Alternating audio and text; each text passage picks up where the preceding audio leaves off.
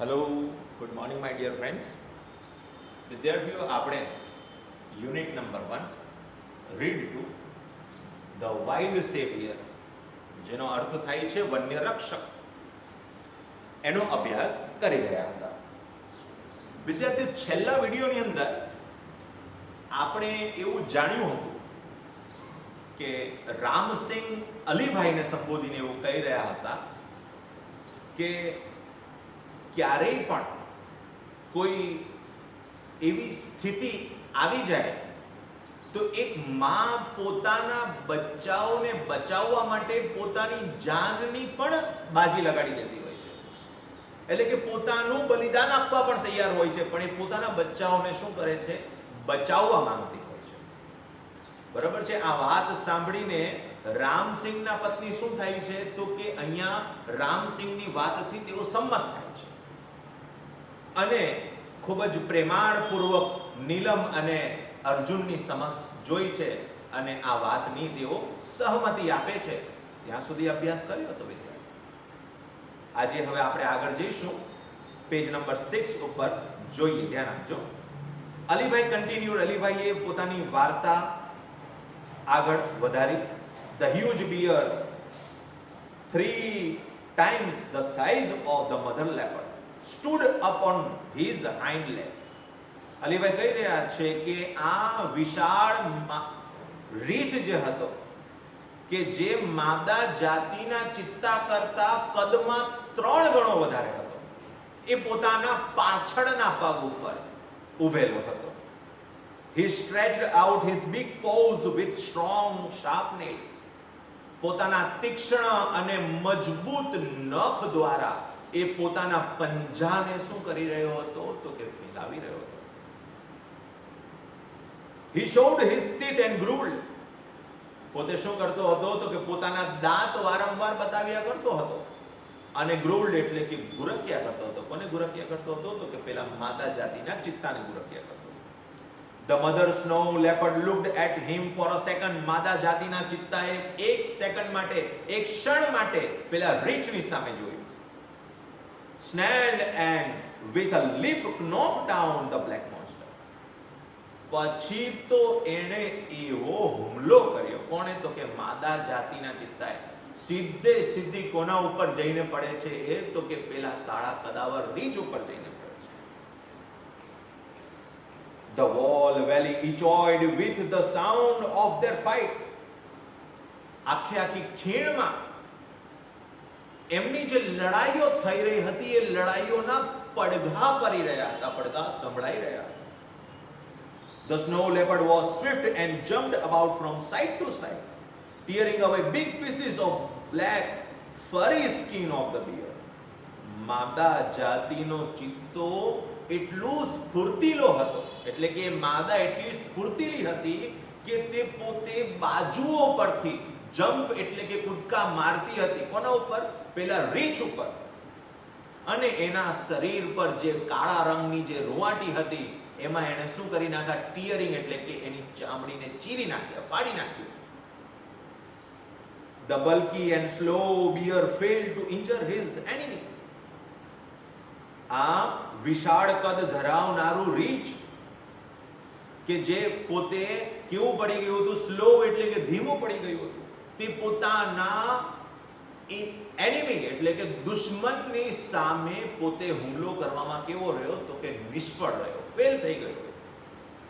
The fight lasted for about 10 minutes. લડાઈ લગભગ 10 minute સુધી ચાલી. The bear was bleeding here and there.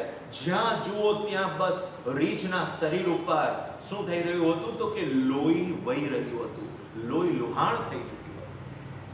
Whenever the leopard attacked, જ્યારે આ માદા શું કરતી તો કે પેલા રીછ ઉપર હુમલો કરતી. The bear lifted his huge paws to cover his face. પોતાના ફેસને, પોતાના ચહેરાને બચાવવા માટે આ રીછ શું કરતો તો કે પોતાના પંજાઓ આગળ લાવી દેતો હતો. The bear was now trying to escape to save his life. આ રીછ હવે શું કરવા માંગતો હતો તો કે પોતાનો જીવ બચાવવા માટે એ છટકવા માંગતો હતો, ભાગવા માંગતો.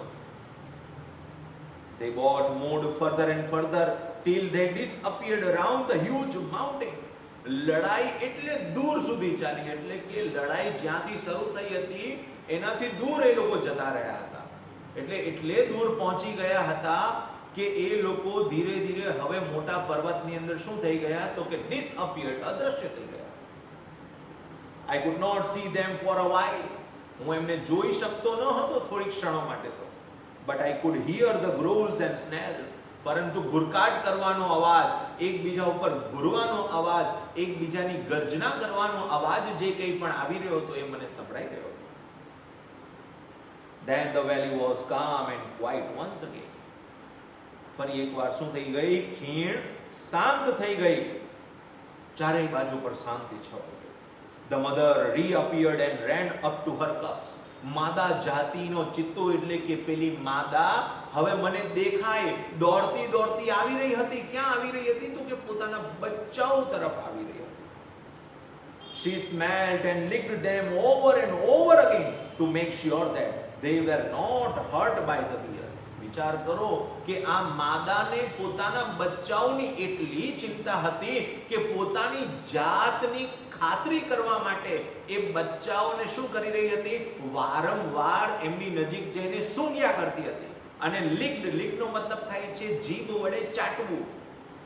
પોતાના બચ્ચાઓને શું કરી રહી હતી? એ પોતે ચાટી રહી હતી કે જેથી કરીને એને ખ્યાલ આવે કે મારા બચ્ચાઓને એને સમજ પડે અથવા તો એને અહેસાસ મહેસૂસ થઈ જાય, એને ખબર પડી જાય કે ભાઈ પેલા રી છે મારા બચ્ચાઓને કોઈ પણ પ્રકારની જાનહાનિ કરી નથી. Then the three then climbed up the mountain and disappeared. પછી તો આ ત્રણ એટલે કોણ તો કે માદા અને એના બે બચ્ચાઓ માઉન્ટેન એટલે કે પર્વત ઉપર શું થઈ ગયા તો કે ચડી ગયા અને પછી disappeared, અદ્રશ્ય થઈ ગયા. You must have felt very relieved. Saint નીલમે કહ્યું કે અલીભાઈ તમે તો ખરેખર રાહતનો દમ લીધો હશે. Quite, કેમ નહીં? I stayed in that position for some more time and watched the family disappearing in the woods, waving their tails. I also waved my hand and said goodbye. હું જોઈ રહ્યો હતો એ જ પોઝિશનમાં, હું તો પર્વત ઉપર હતો એકદમ સ્ટેચ્યુ બનીને અને જોઈ રહ્યો હતો કે પેલી માદા અને એના બે બચ્ચાઓ પોતાની પૂંછડી હલાવીને તે પોતે જંગલમાં જઈ રહ્યા હતા. અને એમની આ જે પૂંછડીઓ હલાવવાની જે ક્રિયા હતી એમને જોઈને મેં પણ એમને ગુડ બાય કરવા માટે મેં મારા હાથ શું કર્યા તો કે ઉપર પણ કર્યા. But what happened to the bear? asked Arjun eagerly. Eagerly એટલે આતુરતાપૂર્વક અર્જુને પૂછ્યું તો અલીભાઈ પેલા રીંછનું શું થયું? God knows. અહીંયા અલીભાઈ કહે છે અરે પ્રભુને ખબર બાપા, પ્રભુ જાણે. All I know is that the coming of the bear was a blessing for me. હું તો બસ એટલું જ જાણું છું કે પેલો રીંછ આવ્યો એ મારા માટે આશીર્વાદ સમાન હતા. Because કારણ કે it really saved me. કારણ કે આ રીંછે જ તો મને શું કર્યો હતો? બચાવ્યો હતો. કેમ? કારણ કે જો રીંછ ન આવ્યો હોત તો માદા જાતિનો ચિત્તો જે હતો એ મારાથી થોડા મીટરના અંતર પર જ હતો. તો એ શું કરતે? રીંછ ઉપર જો નજર ન જતે અથવા રીંછ નહીં આવતે તો એની નજર કોના ઉપર આવતે? મારા ઉપર આવતે. પણ સદનસીબે પેલો રીંછ આવી ગયો એટલે માદા જાતિનું ધ્યાન કોના તરફ દોરાઈ ગયું તો કે પેલા રીંછ ઉપર દોરાઈ ગયું અને રીંછે મને શું કરી લીધો? બચાવી લીધો. I thank God for saving the cubs and me too. અને મેં પ્રભુનો આભાર પણ માન્યો કે પ્રભુએ મને તો બચાવી જ લીધા પણ સાથોસાથ બચ્ચાઓને બી બચાવી લીધા. બરાબર છે? એટલે કે મેં પ્રભુનો આભાર વ્યક્ત કર્યો. સો વિદ્યાર્થીઓ અહીંયા આપણો આ રીડ 2 પણ સમાપ્ત થાય છે. વિદ્યાર્થીઓ કરવાનું શું છે તો કે યુનિટ નંબર 1 રીડ 1 અને રીડ 2 આ બંનેના શબ્દાર્થ આપણે ઉચ્ચાર સહિત ટેક્સ્ટબુકની નોટમાં 5 વખત લખવાનો છે. વિદ્યાર્થીઓ રીડ 1 માંથી આપણે એક શોર્ટ નોટ લખીશું જેનું નામ છે અરુણિમા સિન્હા અને રીડ 2 માંથી પણ એક શોર્ટ નોટ લખીશું જેનું નામ છે અલીભાઈ. બરાબર છે. એટલે આ બે શોર્ટ નોટ આપણે શબ્દાર્થ લખાઈ જાય પછી પણ લખીશું. બરાબર છે. એટલે કે પહેલા રીડ 1 ના શબ્દાર્થ લખાઈ જાય તો અરુણિમાની શોર્ટ નોટ લખી નાખજો. રીડ 2 ના શબ્દાર્થ લખાઈ જાય તો તમારે શું કરવાનું રહેશે? અલીભાઈની શોર્ટ નોટ લખવાનું રહેશે. વિદ્યાર્થીઓ, વધુ અભ્યાસ આપણે કરીશું નેક્સ્ટ વિડીયોમાં. ત્યાં સુધી thank you for the day and have a nice day.